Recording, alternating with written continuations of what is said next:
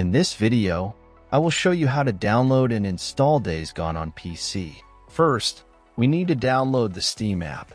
Open your Google Chrome and search for store.steampowered.com. Link in description. Click on the Install Steam button on this page. Once you've done that, at the top right corner of your screen, click on the .exe file and open it.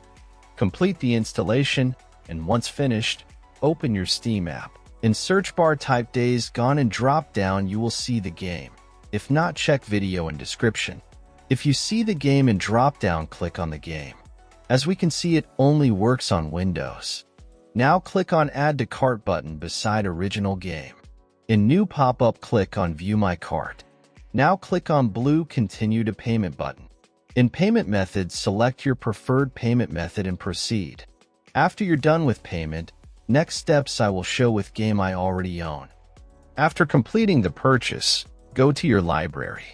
You can use the search box to find game you just bought or navigate directly to the games category. Next step I will show on game I own. First, click on the game you want to play. Now click Install. Complete installation process. When installation completed, click to play, and that's all. Thanks for watching. Subscribe and help reach 1,000 subscribers mark so I can make more tutorials. Thanks for watching. I hope this video was helpful.